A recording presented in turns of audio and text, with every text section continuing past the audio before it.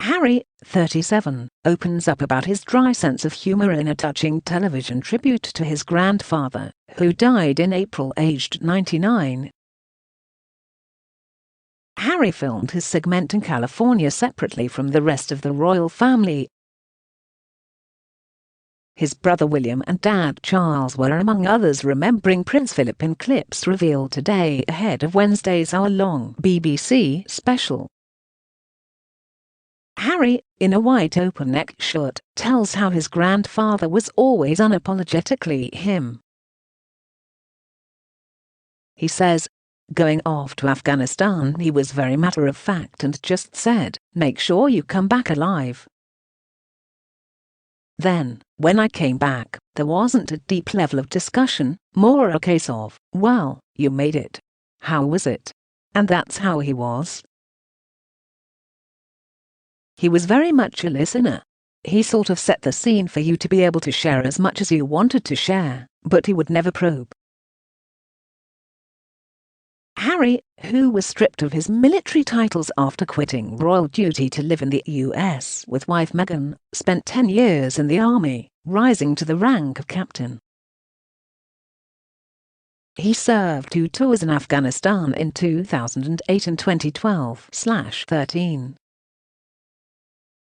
William adds, he found the whole exchange hilarious.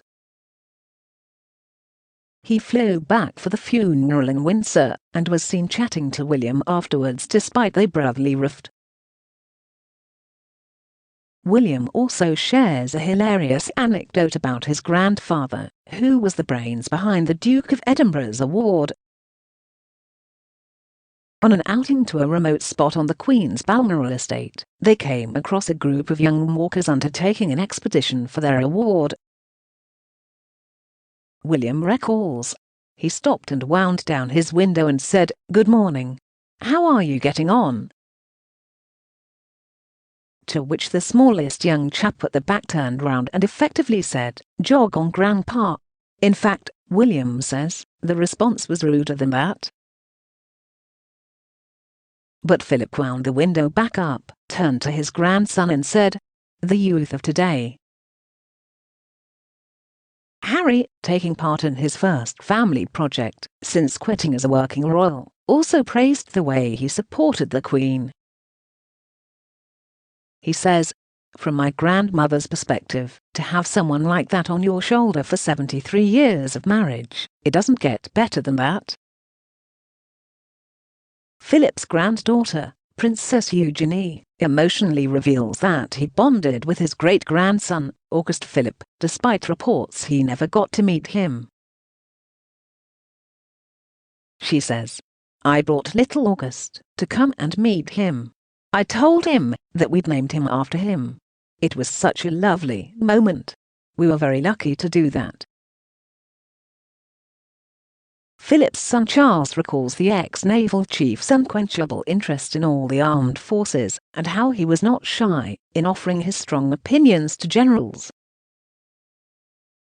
He says, obviously the Navy was his main service, but he took an inordinate interest in everything to do with the other two. He read up an awful lot and thought about it, and so he certainly put a lot of the generals and others through their paces, if you know what I mean. He'd always thought of a better way of doing it.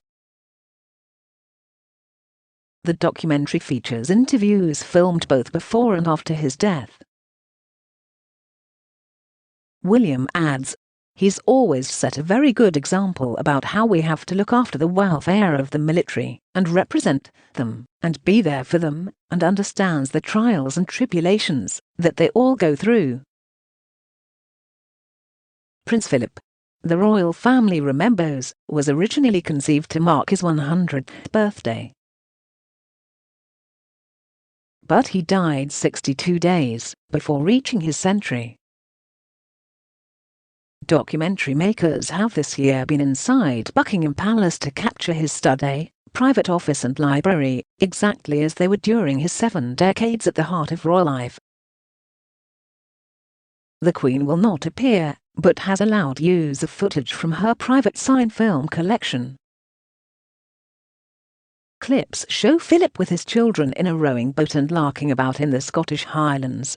More than a dozen members of the family and former staff pay tribute to him. His son Prince Andrew, who is in hiding at Balmoral to avoid being served with a sex abuse lawsuit, is among those giving a lengthy appearance on camera.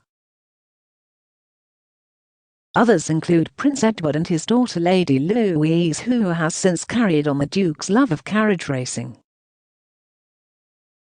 Princess Anne and children Zara and Peter Phillips and her second husband Vice Admiral Sir Timothy Lawrence also relive memories. However, Meghan is not among those who have recorded their tributes.